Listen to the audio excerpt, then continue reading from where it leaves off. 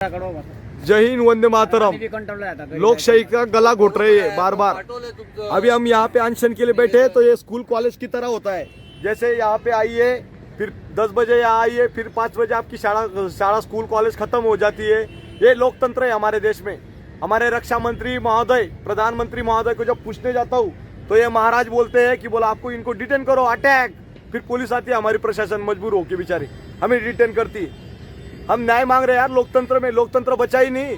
हम मुंबई दिल्ली में भी गए थे, वो उधर जंतर मंतर के, उन्होंने बोला 2 सेक्शन में होगा, 10 बजे से लेकर 1 बजे तक, 2 बजे से लेकर 5 बजे तक। क्यों कर रहे हो? बंद कर दो, अनशन भी बंद कर दो, उसको भी गुलाम कर दो। अगर आपको न्याय नहीं दे सकता, आप कानून चलाते हो ना प्रधानमंत्री जी, वो पद छोड़ दीजिए। लोकतंत्र का गला घोटने से अच्छा पूरा कब्जा कर लीजिए भारत में, हिंदुस्तान में। पाकिस्तान के ऊपर राजनीति करते हो। नवाज शरीफ के साथ आप चाय पीने गया था, मैं चाय पीने नहीं गया था, मेरे देश के लिए गया था मैं। और यही देश की बचाने की लड़ाई लड़ रहा हूं अभी भी।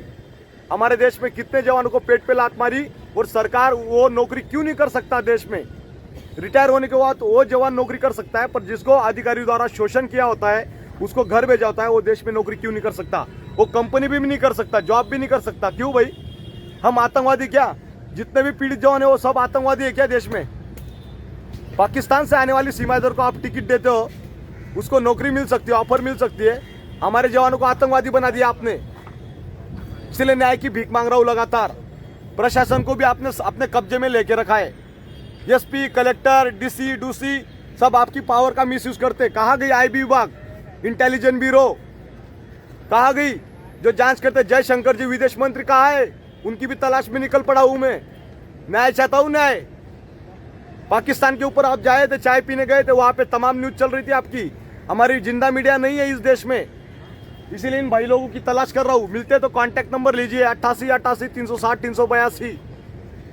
मेरा बच्चा भी पूछ रहा है 2 साल का, मेरा बाप आतंकवादी है क्या? अभी उसको लेके पुलिस थाना में जमा करूंगा मैं। संभाल लेना मोदी जी, आपने तो शादी की नहीं, पर बार बार चिल्ला चिल्ला के गला ठूस गया मेरा। जनरल साहब बोलेगा नहीं, क्योंकि जनरल को अपनी चेयर की पड़ी है, उसको गवर्नर बनना है रिटायर होने के बाद। इसलिए न्याय की भीख मांग रहा हूं लगातार। रक्षा मंत्री, प्रधानमंत्री, अगर आप न्याय नहीं दे सकते हो, पाकिस्तान गवर्नमेंट के पास न्याय मांगू क्या? क्यों राजनीति खेल कर रहे हो? मैं वही सैनिक हूं, हिंदू, छत्रपति शिवाजी महाराज का मावड़ा हूं। जय श्री राम बोल के राजनीति नहीं होती है। अगर आप राजनीति करते हो ना, ये चीज ये बंद कर दीजिए ड्रामा, और छोड़ दीजिए। अगर देश को संभालना नहीं आता है तो ये सैनिक संभालेंगे आज के बाद देश। पीड़ित जवान, इनकी शक्ल देखिए, चेंज हो गए। सीआरपीएफ में कार्यरत थे, अमित शाह पूरी सीआरपीएफ को, पैरामिलिट्री को संभाल के बैठे। शोषण का शिकार 17 साल से। कौन देगा इनको न्याय? घूम रहे इधर इधर कसौड़ा डाल के, और तमाशा बना के रखा है आपने। जो भी जवान बोलेगा सच्चाई, उसको सीधा ही अरेस्ट करो और जेल में डालो, ठोको। यही प्रशासन का पावर का दुरुपयोग कर रहे हैं आप।